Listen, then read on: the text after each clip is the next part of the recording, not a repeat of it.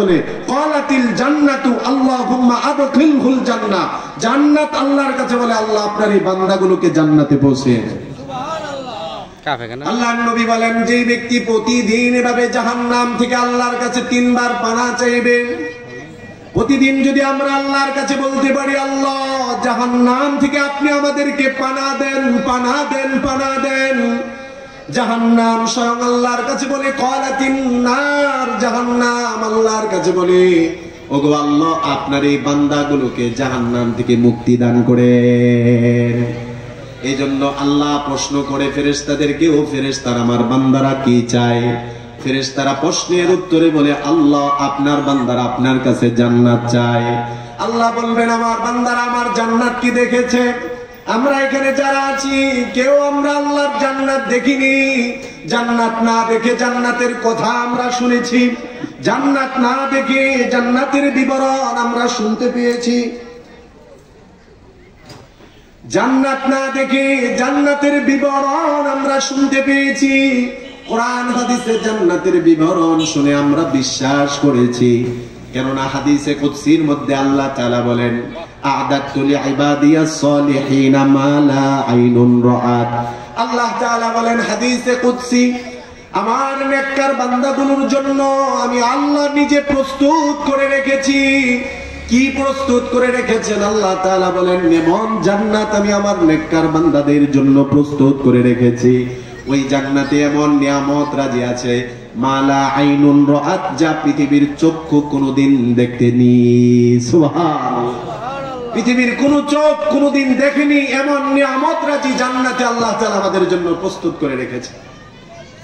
আল্লাহ তাআলা বলেন হাদিসে কুদসি ওয়ালা উযুনুন সামিআত, কোন কান কোনোদিন শুনেওনি, ওয়ালা খতর আলা কলবি বাশার, কোন মানুষের অন্তর কখনো কল্পনাও করেনি এমন নিয়ামত আল্লাহ আমাদের জন্য প্রস্তুত করে রেখেছেন।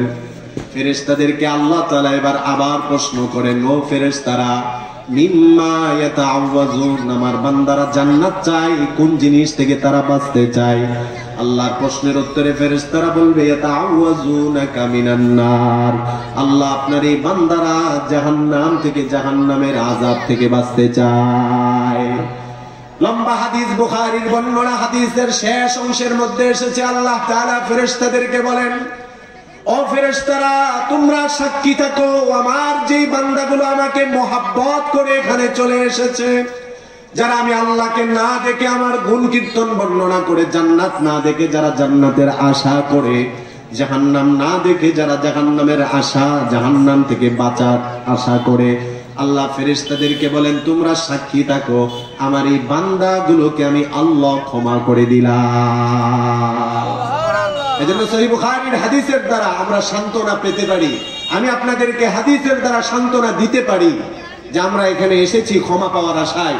যদি আমরা এখানে বসে থাকতে পারি আর আসলেই যদি আমাদের ইখলাস থাকে যে কোরআন হাদিসের কথা শুনবো, জীবন পরিবর্তন করব, আল্লাহ আমরা গুনাহ নিয়ে এখানে এসেছিলাম, বাড়িতে যাওয়ার সময় জীবনের গুনাহ থাকবে না, সকল গুনাহ যিনি ক্ষমা করবেন তিনি কে? এই আশা আল্লাহর প্রতি আছে তো আমাদের? আল্লাহর প্রতি বড় আশা রাখা, আল্লাহ তাআলা আমাদের জীবনের গুনাহগুলোকে ক্ষমা করে দিক, সকলে বলি আমিন। অনেকে হতাশগ্রস্ত হয়, অনেকে বড় নৈরাশ হয়ে যায় যে আমি তো অনেক গুনাহ করেছি, আমাকে আমার আল্লাহ ক্ষমা করবে কিনা।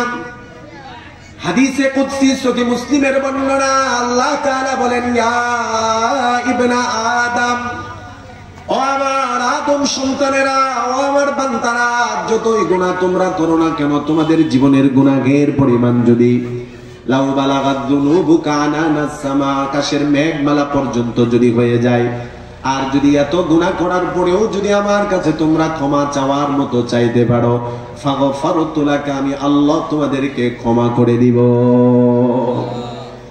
সহিহ মুসলিমের মধ্যেও হাদিস এসেছে, আবু দাউদের বর্ণনায় হাদিস এসেছে, মুসনাদে আহমদের মধ্যেও riwayatটি এসেছে। বনি ইসরাইলের একজন লোকের ব্যাপারে আল্লাহর নবী বলেন কানা রাজুলান মিন বানি ইসরাঈল,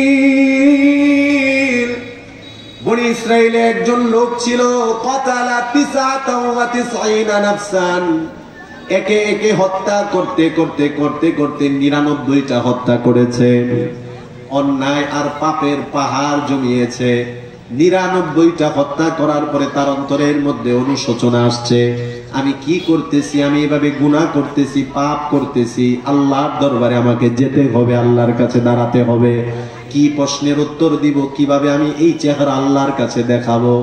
মনের মধ্যে অনুতপ্ত আর লজ্জিত হয়ে তৎকালীন জমানার একজন অনভিজ্ঞ আলেম, বিজ্ঞ আলেম না, শুধুমাত্র টুপি আর দাড়ি আর লেবাস থাকলে আলেম হয় না, কোরআন হাদিসের সহি জ্ঞান থাকতে হবে। অনভিজ্ঞ একজন আলেমকে ওই বনি ইসরাইলের 99টা হত্যাকারী ব্যক্তি প্রশ্ন করলো, ফাহাল্লি মিন তাওবা, হুজুর আমার কি তওবার কোনো সুযোগ আছে? কই কেন, আপনি কি করেছেন? বনি ইসরাইলের ওই হত্যাকারী বলে, কতালতু 99 নাফসা, হত্যা করতে করতে আমি 99টা হত্যা করেছি। ওই অনভিজ্ঞ আলেম আল্লাহ পাকের দয়া, মায়া আর রহমতের ব্যাপারে অবগত ছিল না।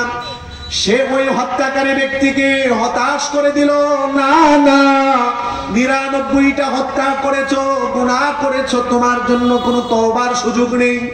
এবার ওই বনি ইসরাইলের লোকটা আরো রাগান্বিত হয়ে গেল, আরো উত্তেজিত হয়ে গেল।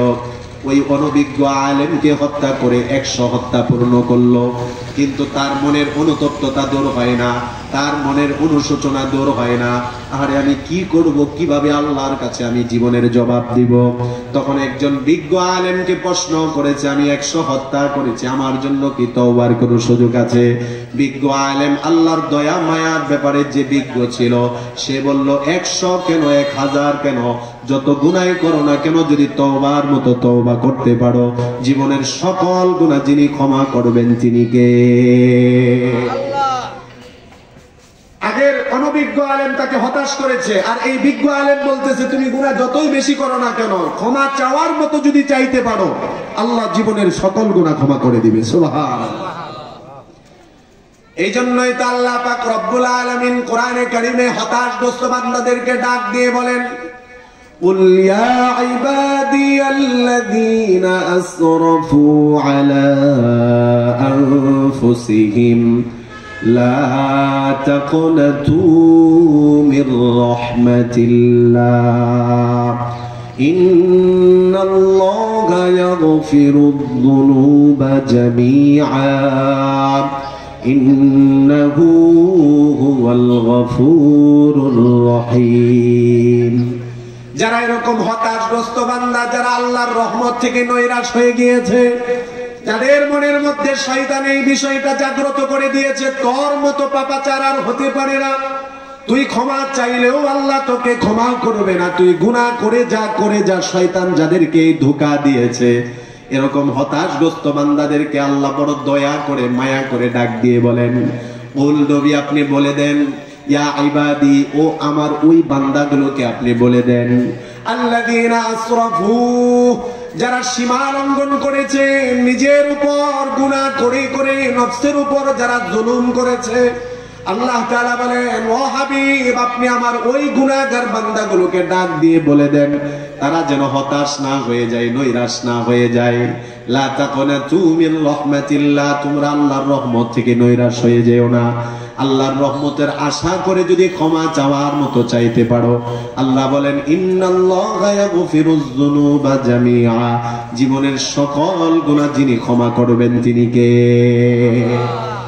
আল্লাহ বলতেছেন হতাশগ্রস্ত বান্দাদেরকে, তোমরা নৈরাশ হয়েও না, আসো আমার রহমতের দিকে, আসো রহমতের আশা করে আমার কাছে ক্ষমা চাও, আমি আল্লাহ তোমাদেরকে ক্ষমা করে দিব। আর শয়তান আমাদেরকে ধোঁকা দেয়, তোর মতো পাপাচার আর এই জমিনে নাই, এত গুনাহ করার পরে তোকে আল্লাহ ক্ষমা করবে? আল্লাহ তোকে ক্ষমা করবে না, যা গুনাহ করেই যা। এই ধোঁকা শয়তান দেয় কিনা? অনেককে এই ধোঁকা দেয়, যার কারণে বেনামাজি রয়ে যায়, যার কারণে সৎকরি রয়ে যায়, ঘুষখোরি রয়ে যায়, দুর্নীতিবাজি রয়ে যায়, জালেম সে জালেমকারী রয়ে যায়, অন্যায়কারী পাপাচারী রয়ে যায়। কেন? শয়তান তাকে ধোঁকা দেয়, তোর মতো অন্যায়কারী আর জমিনে নাই, তোকে আল্লাহ ক্ষমা করবে না, কি আর করবি, গুনাহ করেই যা। জোরে বলেন নাউযুবিল্লাহ। এরকম শয়তান যাদেরকে হতাশগ্রস্ত করে, আল্লাহ ওই হতাশগ্রস্ত বান্দাদেরকে ডাক দিয়ে রহমতের আশাবাদী করতেছে। এই জন্য ওই আলেম, ওই যে 100 হত্যাকারী, ওই হত্যাকারী ব্যক্তিকে বলল, তুমি ক্ষমা চাওয়ার মতো চাইতে পারলে আল্লাহ তোমাকে ক্ষমা করে দিবে।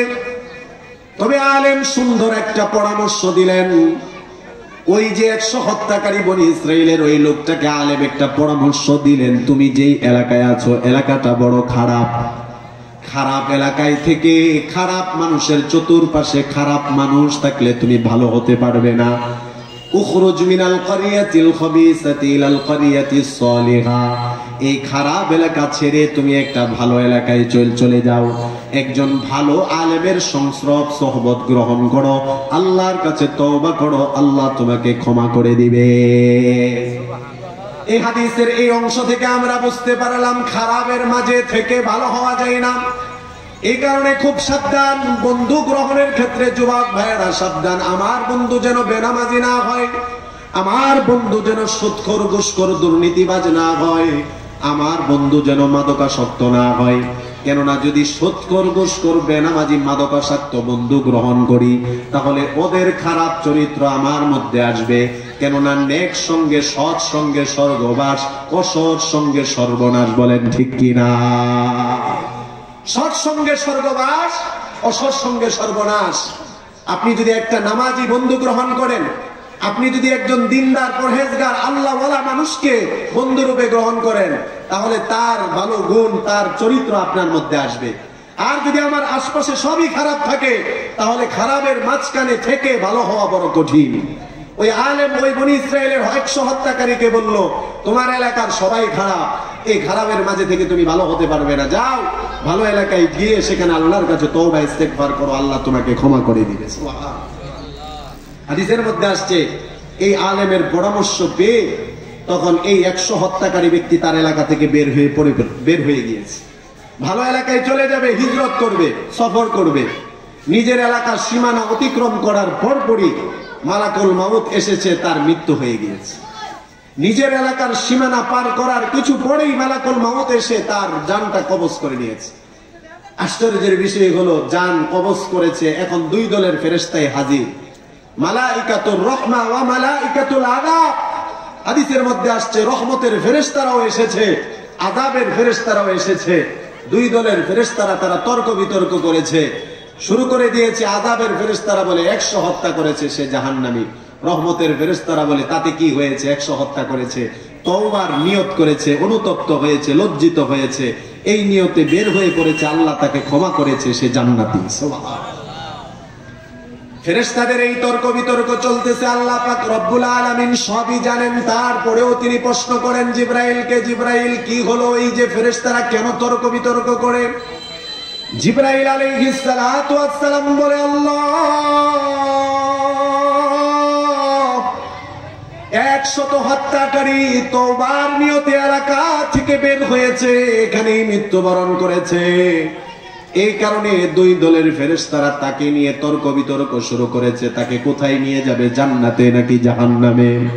আল্লাহ তাআলা ফয়সালা দিয়ে দিলেন, যাও জিবরাইল ফেরেশতাদেরকে তুমি শুনিয়ে দাও, যেই জায়গায় মৃত্যুবরণ করেছে ওই লোকটার ওই জায়গা থেকে তার এলাকা যদি দূরত্ব বেশি হয় তাহলে সে বেশি রাস্তা অতিক্রম করেছে, সে জান্নাতি। আর যদি অল্প রাস্তা হয় তাহলে অল্প অতিক্রম করেছে, সে জাহান্নামী। ফেরেশতা জিবরাইল এসে অন্য ফেরেশতাদেরকে এই ফয়সালা শুনিয়ে দিয়েছে। মুহাদ্দিসিনে কেরামগণ বলেন, আল্লাহ বান্দার প্রতি কত দয়ালু। বান্দা 100 গুনাহ করেছে, অনুতপ্ত হয়েছে, লজ্জিত হয়েছে, তওবার নিয়তে এলাকা থেকে বের হয়ে গিয়েছে, এটার উসিলাই আল্লাহ বান্দাকে ক্ষমা করে দিয়েছে। জমিনের প্রতি আল্লাহর নির্দেশ চলে এসেছে, জমিন তুমি এই দিক দিয়ে লম্বা হয়ে যাও, ওই দিক দিয়ে সংকীর্ণ হয়ে যাও। জোরে বলেন সুবহানাল্লাহ। তাহলে যদি 100 হত্যাকারী যদি আল্লাহর রহমতের আশা করে তওবা করার নিয়তে যদি অনুতপ্ত আর লজ্জিত হয়ে যদি সে বের হয়ে মাফ পেতে পারে, এই কোরআনের মাহফিলে এসে যদি আমরা তওবার মতো তওবা করি, 30, 40, 50 বছর যদি লাগাতার গুনাহ করেও থাকি, যিনি ক্ষমা করবেন তিনি কে? আল্লাহ পাক রব্বুল আলামিন আমাদেরকে ঈমানের মতো দৌলত দান করেছেন, ঈমানের মতো নিয়ামত আল্লাহ তাআলা দান করেছেন। তবে শুধুমাত্র নিজে দাবি করলেই যে আমি মুসলমান, মুসলমান হওয়া যায় না। শুধুমাত্র নিজে দাবি করলাম আমি মুমিন, মুমিন হওয়া যায় না। একজন ইমানদার, পরিপূর্ণ ইমানদার হওয়ার জন্য তার কিছু সিফাত, কিছু গুণাবলী আছে। সিফত আর গুণাবলীগুলো যদি তার মধ্যে চলে আসে তাহলে সে পাক্কা ইমানদার। আর যদি সিফত আর গুণাবলীগুলো তার মধ্যে না আসে, সে যতই দাবি করুক ইমানদার, সে ইমানদার পরিপূর্ণ ইমানদার হবে না। একজন ইমানদার পরিপূর্ণ ইমানদার কিভাবে হবে? কয়টা গুণ তার মধ্যে থাকতে হবে? আল্লাহ পাক রব্বুল আলামিন সূরা আনফালের ২ নম্বর আয়াতে আল্লাহ তাআলা বলেন 5টা গুণ প্রত্যেকটা ইমানদারের অর্জন করা উচিত। প্রত্যেকটা ইমানদারের মধ্যে যদি 5টা গুণ চলে আসে, তাহলে আমাকে নিজের ব্যাপারে বলা লাগবে না যে আমি মুসলমান, বরং আমার সার্টিফিকেট আল্লাহ দিচ্ছেন যে এরা হলো মুমিন। সুবহানাল্লাহ। 5টা গুণ যদি আমার মধ্যে চলে আসে, আমাকে বলা লাগবে না আমি মুসলমান, আমি মুমিন। আমার মধ্যে যদি 5টা গুণ চলে আসে, আল্লাহ তাআলা ওই ইমানদার মুমিনের ব্যাপারে স্বয়ং আল্লাহ বলতেছেন উলাইকা হুমুল মুমিনুনা হাক্কা, প্রকৃত ইমানদার হলো এরা। আর যদি 5টা গুণ আমার মধ্যে না আসে, আমি যতই দাবি করি, যতই আমি চাপা মারি, যতই আমার ভোটার আইডিতে লেখা থাকুক মুসলমান মুমিন, ধর্ম পরিচয় কি মুসলিম, যতই লেখা থাকুক, পাসপোর্টে লেখা আছে ধর্ম পরিচয় মুসলিম, কিন্তু যদি আমার মধ্যে সেই গুণ না থাকে, যতই পরিচয় দেই, যতই আমার দাবি থাকুক, আমি ইমানদার হব না। ঠিক কিনা বলেন? এবার আসেন সংক্ষিপ্ত আকারে 5টা গুণের প্রত্যেকটা গুণ নিয়ে আলোচনা করলে ঘন্টা ঘন্টা সময় লাগবে।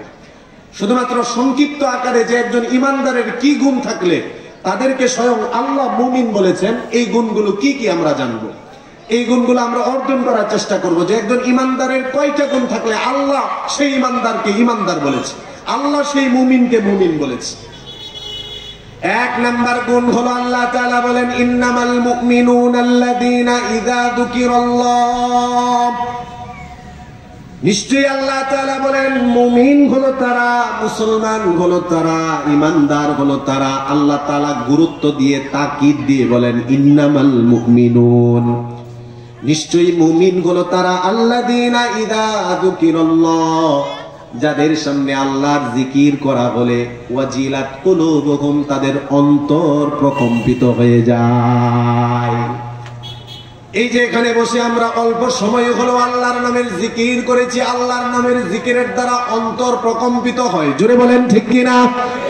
অনেক সময় দেখবেন জিকির করার দ্বারা জাকির যেই বান্দা, তার শরীরের লোমগুলো পশমগুলো দাঁড়িয়ে যায়। আল্লাহর মহাব্বতে, আল্লাহর ভালোবাসায় অন্তরে একটা প্রকম্পিত হয়। জিকির শুধু অন্তরের প্রকম্পন হয় এটা না, আল্লাহর কোরআন প্রমাণ করে আল্লাযীনা আমানু ওয়া তাতমাইন্নু কুলুবুহুম বিযিকরিল্লাহ, যারা ইমানদার, ইমানদারদের অন্তরের মধ্যে প্রশান্তি আসে আল্লাহর জিকিরের দ্বারা। বলেন সুবহানাল্লাহ। যতই অস্থিরতা থাকুক, যতই পেরেশানের মধ্যে থাকেন, যতই কষ্টের মধ্যে থাকেন, নীরবে নিবৃতে বসে অল্প সময় একজনের নামের জিকির করবেন। তিনি কে? আল্লাহ। নীরবে নিবৃতে অল্প সময় বসে যদি যতই পেরেশান থাকুক, যতই অস্থিরতা থাকুক, আল্লাহর নামের জিকির করতে পারি, আল্লাহর নামের জিকির অন্তরের অশান্তিকে দূর করে দেয়। আল্লাহর নবী সাহাবায়ে কেরামকে এক মজলিসের মধ্যে জিকিরের ব্যাপারে 5টা উপকারিতার কথা বলেন।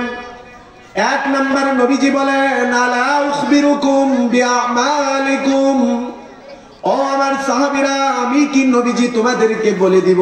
সুনানুত তিরমিজির বর্ণনা, নবীজি বলেন আমি কি তোমাদেরকে বলে দিব আমল সমূহের মধ্যে শ্রেষ্ঠ আমলের কথা। 2 নাম্বার নবীজি বলেন ওয়া আসকাকা ইনদা মালিকিকুম, আমি কি তোমাদেরকে এমন একটা আমলের কথা বলে দিব যে আমলটা আল্লাহর কাছে পবিত্র আমল।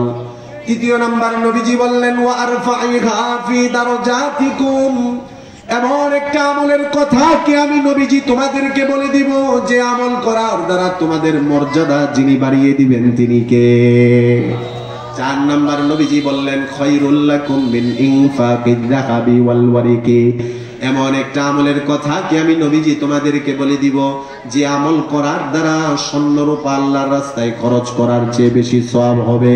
5 নাম্বার নবীজি বললেন এমন একটা আমলের কথা কি তোমাদেরকে বলে দিব যে আমল করার দ্বারা জিহাদের ময়দানে ওই মুজাহিদের চেয়ে শ্রেষ্ঠ মর্যাদা আল্লাহ দান করবে। সকল সাহাবায়ে কেরাম এক বাক্যে বললেন বালা ইয়া রাসূলুল্লাহ, বলে দেন কোন আমল আল্লাহর কাছে শ্রেষ্ঠ আমল, কোন আমল আল্লাহর কাছে পবিত্র আমল, কোন আমল বান্দার মর্যাদা বাড়িয়ে দেওয়ার আমল, কোন আমল স্বর্ণরূপা খরচ করার চেয়ে বেশি আমল, কোন আমল জিহাদের ময়দানে যুদ্ধ করার চেয়ে বেশি শ্রেষ্ঠত্বের আমল। নবীজি বললেন জিকুরুল্লাহ, আল্লাহর নামের জিকির এই 5টা ফজিলত দান করে। সুবহানাল্লাহ।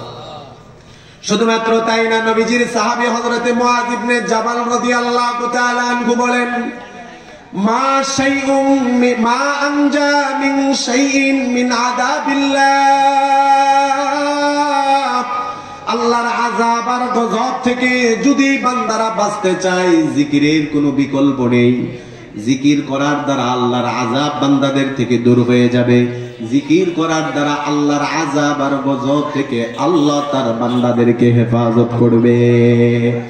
যে কথা বলতেছিলাম, ইমানদারের 1 নাম্বার গুণ হলো ইন্নামাল মুমিনুনা আল্লাযীনা ইযা যুকিরাল্লাহু ওয়াজিলাত কুলুবুহুম, নিশ্চয় ইমানদার যখন আল্লাহর জিকির করা হবে তাদের অন্তর প্রকম্পিত হবে। যেমন কোরআনের আলোচনা করা হচ্ছে, এটা কার জিকির? জুড়ে বলেন কার জিকির? কোরআনের আলোচনা, এটা আল্লাহর জিকির।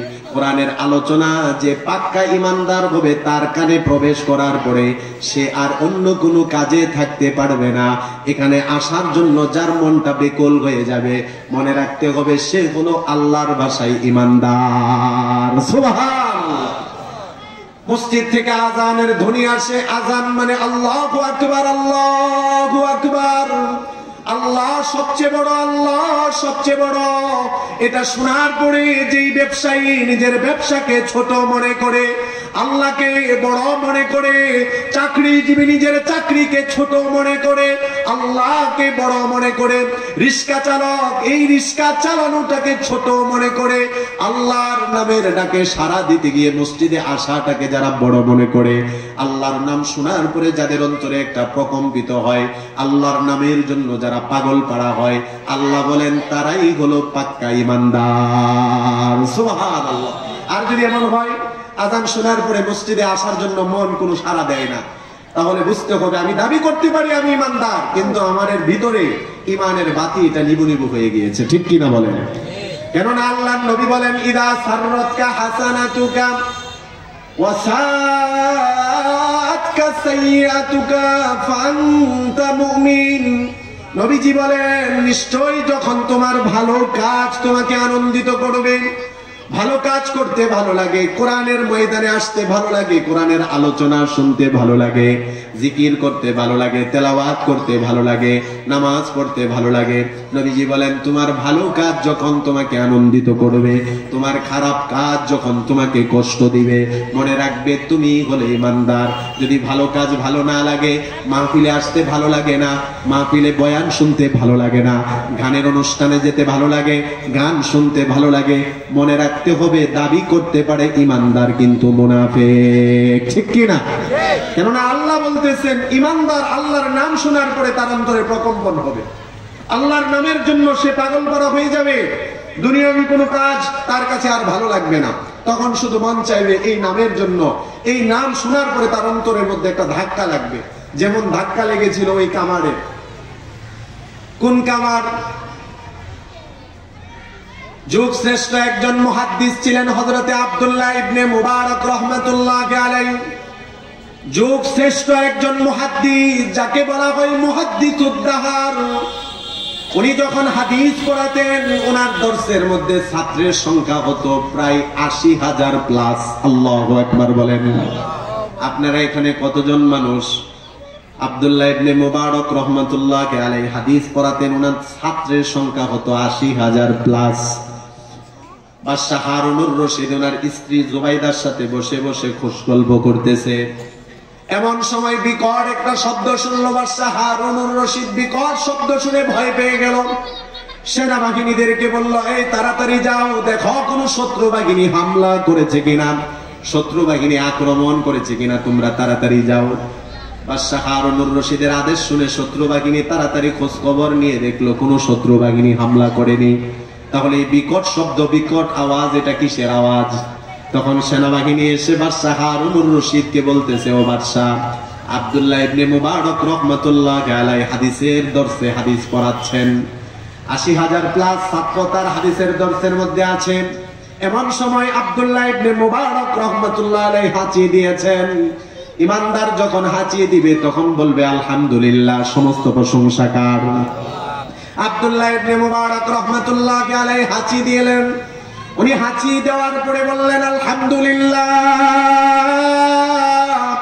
ওনার সামনে হাজার হাজার ছাত্র ছিল, সবাই যখন উস্তাদের মুখে শুনলো আলহামদুলিল্লাহ, সকল ছাত্র এক বাক্যে বলল ইয়ারহামুকাল্লাহ। এটার আওয়াজ এত বিকট আওয়াজ হয়েছে, বাদশা হারুন রশিদ মনে করেছে কোন শত্রু বাহিনী হামলা করেছে। এবার যখন সেনাবাহিনী এসে এই ঘটনার কথা বলল, স্ত্রী জুবাইদা পাশে বসা, এবার স্ত্রী বাদশা হারুন রশিদকে বলতেছে, ও বাদশা হারুন, তুমি বাদশাহ হতে পারো, তোমার রাজত্ব রাজ্যের মধ্যে হতে পারে, মানুষের শরীরের মধ্যে তোমার ক্ষমতা থাকতে পারে, কিন্তু আব্দুল্লাহ ইবনে মুবারক কোরআন হাদিসের জ্ঞান অর্জন করার কারণে মানুষের দিলে দিলে তার মোহাব্বত। বলেন সুবহানাল্লাহ। এই কারণে দুনিয়ার যারা নেতা আছে, যারা টাকাওয়ালা, পয়সাওয়ালা, নেতৃত্বওয়ালা, তাদেরকে মানুষ মুখে মুখে সম্মান করে, মুখে মুখে সালাম দেয়, কিন্তু যারা প্রকৃত দিনদার হবে, আল্লাহর ওলি হবে, কোরআন হাদিসের জ্ঞান যাদের মধ্যে থাকবে, তাদেরকে শুধু মুখে সম্মান নয়, অন্তরে মোহাব্বত করবে, তাদের জন্য মরতেও রাজি। ঠিক কিনা? এই যে আল্লামা আহমদ শফী রহমাতুল্লাহ আলাইহি, ওনাকে আমরা কয়জন দেখেছি, কিন্তু ওনার মৃত্যুতে আমাদের মনে ব্যথা লেগেছে। নূর হোসেন কাসিমি রহমাতুল্লাহ আলাইহিকে কয়জন দেখেছি, মুফতি ফজলুল হক আমিনী রহমাতুল্লাহ আলাইহিকে আমরা কয়জন দেখেছি, বড় বড় আলেমদের নাম শুনেছি, আমরা দেখিনি, তারপরেও ওনাদের জন্য একটা মায়া লাগে, মোহাব্বত লাগে। এটা অন্য কিছু না, এটা হলো কোরআন হাদিসের মোহাব্বত। বলেন ঠিক কিনা? এই জন্য উলামায়ে কেরামকে ভালোবাসা, আলেমদেরকে মোহাব্বত করা, ছাত্রদেরকে মোহাব্বত করা, ছাত্রদেরকে ভালোবাসা, ছাত্রদের পাশে থাকা, উলামায়ে কেরামের পাশে থাকা, কোরআনের পক্ষে থাকা, মসজিদ মাদ্রাসার পক্ষে থাকা, এটাই হলো ঈমানের সবচেয়ে বড় আলামত। বলেন ঠিক কিনা? আব্দুল্লাহ ইবনে মুবারক রাহমাতুল্লাহ আলাইহির ইন্তেকাল হলো। ঘটনা ভালো করে খেয়াল করেন, শুধুমাত্র ঘটনা না, এটা বোঝানোর জন্য বড় একটা নসিহত। আব্দুল্লাহ ইবনে মুবারক এত বড় আলেম ছিলেন, এটা বোঝানোর জন্য আমি এটা বললাম। ওনার ইন্তেকালের পরে স্বপ্ন যুগে ওনার সমকালীন এক বুজুর্গ ব্যক্তি ওনাকে স্বপ্ন যুগে দেখলেন। দেখার পরে প্রশ্ন করলেন, ও আব্দুল্লাহ ইবনে মুবারক, আল্লাহ তাআলা আপনার সাথে কেমন আচরণ করেছে? হযরতে আব্দুল্লাহ ইবনে মুবারক ওই আল্লাহর ওলিকে স্বপ্ন যুগে বলেন, আল্লাহ আমার জীবনের গুনাহগুলো ক্ষমা করে দিয়েছে, আল্লাহর জান্নাতে আমাকে আল্লাহ জায়গা করে দিয়েছে। সুন্দর কথা, স্বাভাবিক কথা এটাই, আর এটাই তো বাস্তবতা। কেননা যে জীবন ভর হাদিস পড়িয়েছে, কোরআনের খেদমত করেছে, তার খেদমত তো আল্লাহ কবুল করবেনি। তবে এবার আব্দুল্লাহ ইবনে মুবারক রাহমাতুল্লাহ আলাইহি ওই আল্লাহর ওলি বুজুর্গ ব্যক্তিকে বলেন, আমার মনের একটা প্রশ্ন আছে। কি প্রশ্ন? বলে, আমি তো জীবনভর কোরআনের খেদমত করেছি, আল্লাহ আমাকে তৌফিক দান করেছে, আল্লাহ আমাকে জান্নাত দিয়েছেন, তবে আমার কাছে মনে একটা প্রশ্ন হলো, আমার বাড়ির সামনেই একটা কামার বসবাস করত, বড় গরিব ছিল, সারাদিন লোহা পিটাতো, আমার ইন্তেকালের কিছুদিন পরে ওই কামারের ইন্তেকাল হয়েছে, আমার জান্নাতের চেয়ে কামারের জান্নাত আরো উন্নত মানের। সুবহানাল্লাহ। এবার তো যে স্বপ্ন দেখলেন যে আল্লাহর ওলি, উনার কাছে আবার আশ্চর্যের বিষয়, কি ব্যাপার, কোথায় আব্দুল্লাহ ইবনে মুবারক রাহমাতুল্লাহ আলাইহি আর কোথায় উনার বাড়ির সামনে কামার? দুইজনের জান্নাতের চেয়ে কামারের জান্নাত আর উন্নত মানের, কারণটা কি? আল্লাহর ওলি বুজুর্গ ব্যক্তি সকালবেলা স্বপ্ন ভাঙার পরে তিনি চলে গেলেন ওই কামারের বাড়িতে, যে আসলে কামারের জীবনের কি এমন নেক আমল আছে যে আল্লাহ তাআলা তার জীবনের নেক আমলের উসিলায় আল্লাহ তাকে এত উন্নত মানের জান্নাত দান করেছে। আল্লাহর ওলি বুজুর্গ ব্যক্তি চলে গেলেন, গিয়ে প্রশ্ন করলেন ওনার ছেলে মেয়েকে, তোমাদের বাবা কি আমল করতো? ছেলে মেয়ে বলে, আমরা জানি না। এবার কামারের স্ত্রীকে ডাক দেওয়া হলো, ও মা, তোমার স্বামীর জীবনের কি আমল ছিল? কেননা স্বামীর ব্যাপারে স্ত্রীর চেয়ে ভালো আর কেউ জানে না, স্ত্রীর ব্যাপারে স্বামীর চেয়ে ভালো কেউ জানে না। ঠিক কিনা? এবার আল্লাহর ওলি বুজুর্গ ব্যক্তি প্রশ্ন করলেন পর্দার আড়াল থেকে, মা, তোমার স্বামী একজন কামার ছিল, তার জীবনের কি উল্লেখযোগ্য আমল ছিল তুমি আমাকে বলো। পর্দার আড়াল থেকে কামারের স্ত্রী স্বামীর কথা মনে পড়ে আবেগে আপ্লুত হয়ে চোখের পানি ছেড়ে দিয়ে বলে, হুজুর, আমার স্বামীর জীবনে উল্লেখ করার মতো এমন কোনো আমল ছিল না। গরিব মানুষ ছিল, বড়ই নিঃস্ব অসহায় সম্বলহীন একজন মানুষ ছিল, তবে তার জীবনের দুইটা গুণ আমি আপনাকে বলতে পারবো।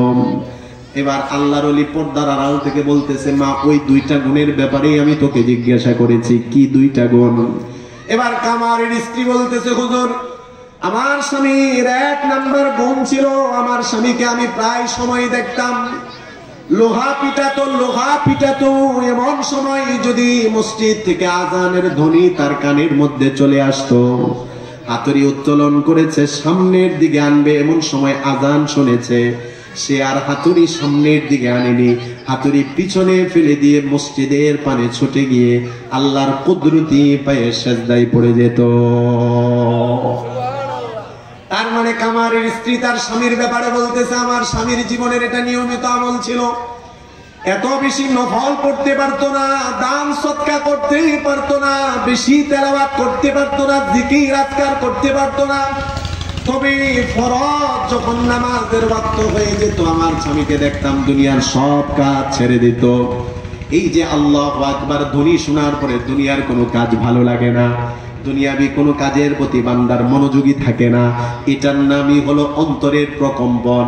দুনিয়ার কাজ আমার কাছে ভালো লাগবে না, সব কিছু ফেলে দিয়ে বান্দা আল্লাহর ডাকে সাড়া দিবে, এটাই হলো ইমানদারের আলামত।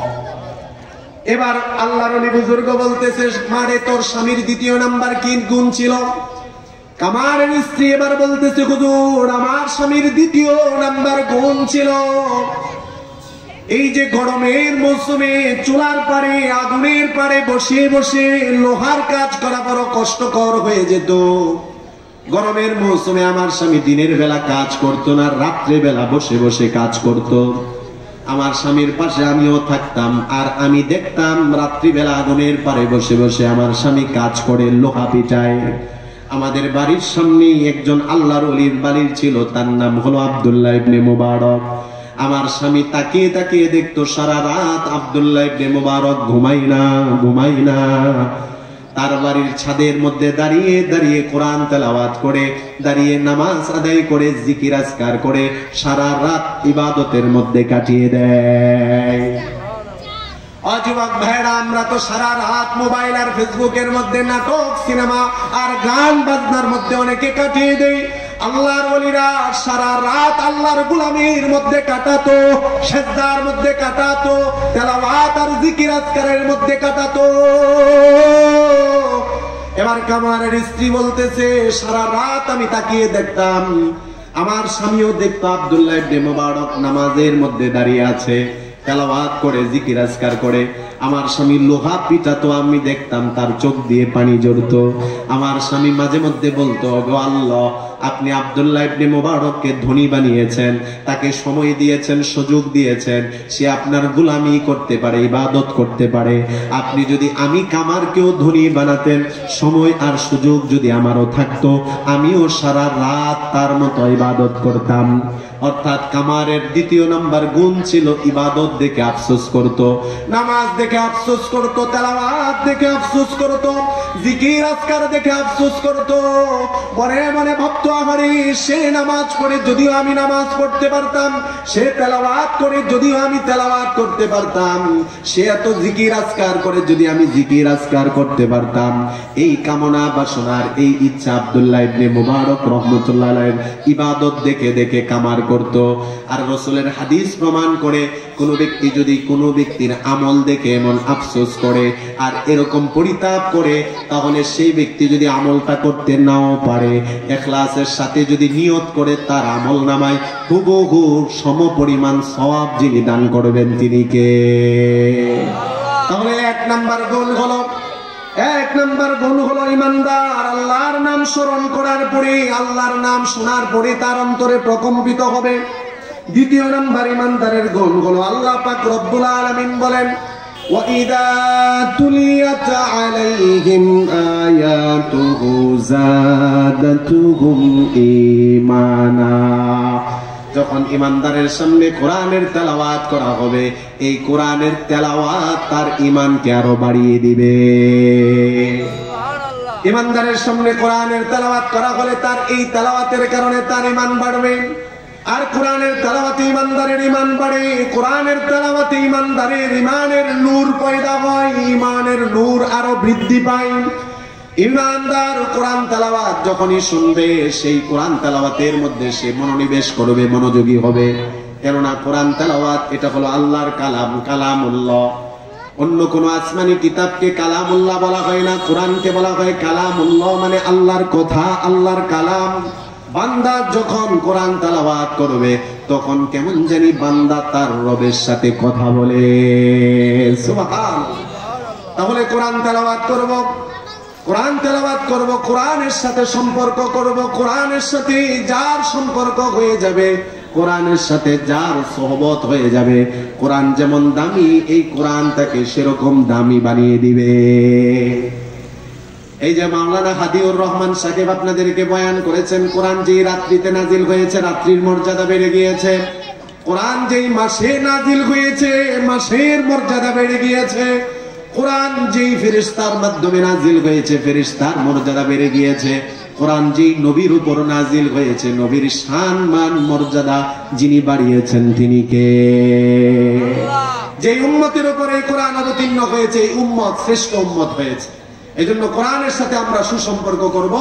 আর ঈমানদার কোরআন তেলাওয়াত শুনবে, কোরআন তেলাওয়াত করবে, এর দ্বারা তার ঈমান আরো বৃদ্ধি পাবে। সুবহানাল্লাহ। তৃতীয় নাম্বার ঈমানদারের গুণ হলো আল্লাহ তাআলা বলেন ওয়া আলা রাব্বিহিম ইয়াতাওয়াক্কালুন। ঈমানদার ব্যক্তি বিপদে আপদে মুসিবতে সব সময় একজনের উপর ভরসা করবে। জুড়ে বলেন তিনি কে? আল্লাহ। ব্যবসার উপর ভরসা না, চাকরির উপর ভরসা না, টাকা পয়সা আর ক্ষমতার উপর ভরসা না, একজন আল্লাহর উপর ভরসা, যে আমার বিপদে আপদে মুসিবতে যিনি আমাকে সব সময় হেফাজত করবেন, বাঁচাবেন, তিনি কে? ঈমানদারের 4 নাম্বার গুণের ব্যাপারে আল্লাহ তাআলা বলেন আল্লাযীনা ইউকিমুনাস সালাহ। ঈমানদার হলো তারা ওই সমস্ত লোক যারা নামাজ কায়েম করে।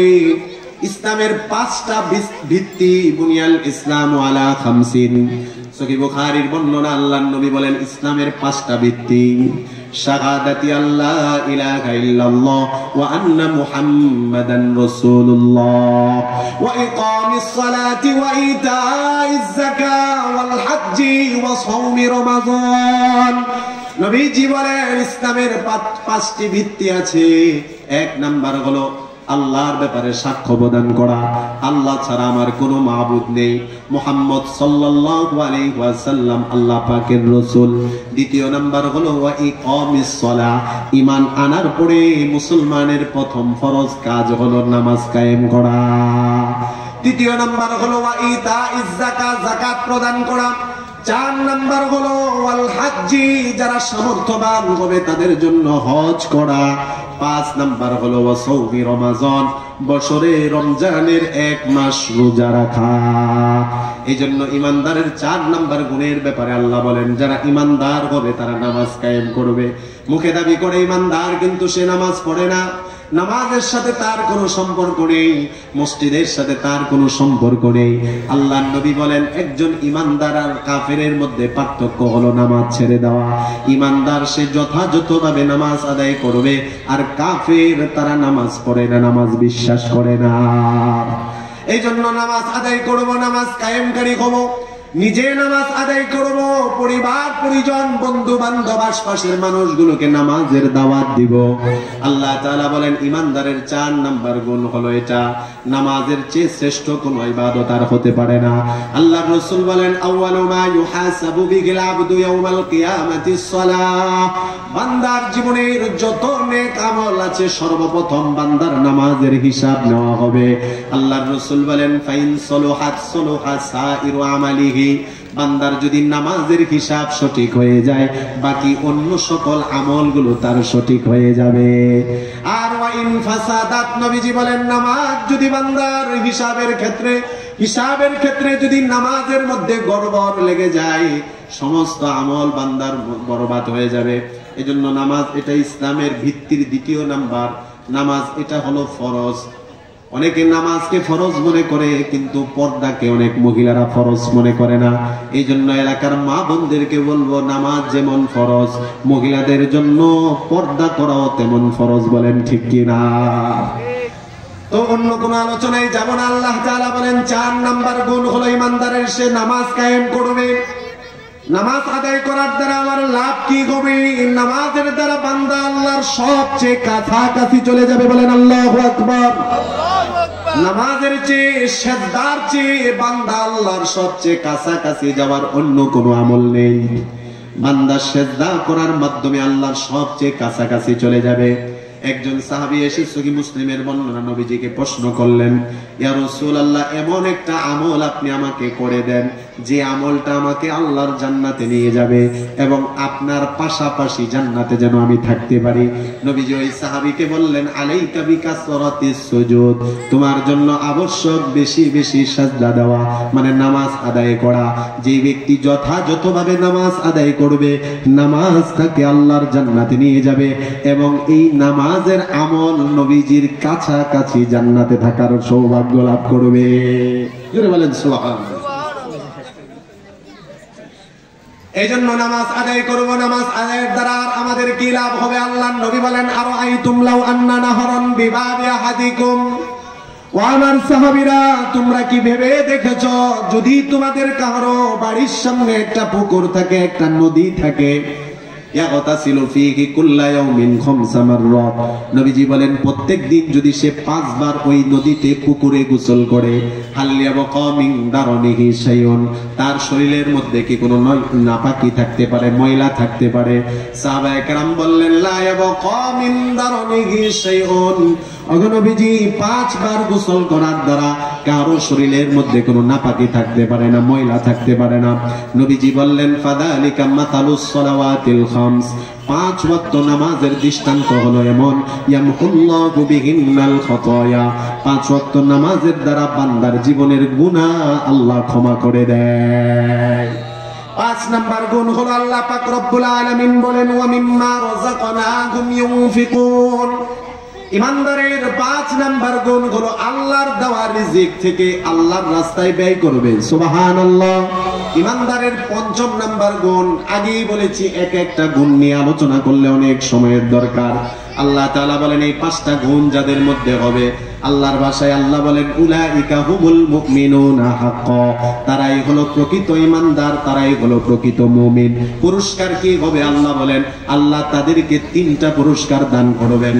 1 নাম্বার পুরস্কার, লাহুম দারাজাতুন ইনদা রাব্বিহিম, এই 5 গুণে যারা গুণান্বিত হবে, যেই মুমিনের মধ্যে 5টা গুণ চলে আসবে, আল্লাহ তাআলা বলেন ওই ঈমানদারের মর্যাদা যিনি বাড়াবেন তিনি কে?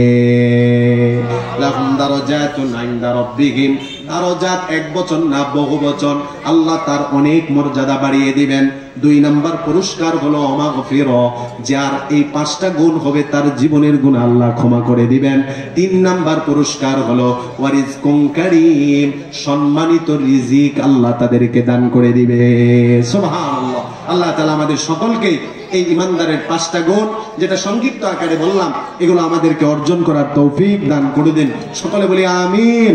ওয়া আখিরু দাওয়ানা আলহামদুলিল্লাহি রাব্বিল আলামিন। আসসালামু আলাইকুম ওয়া রাহমাতুল্লাহি ওয়া বারাকাতুহু।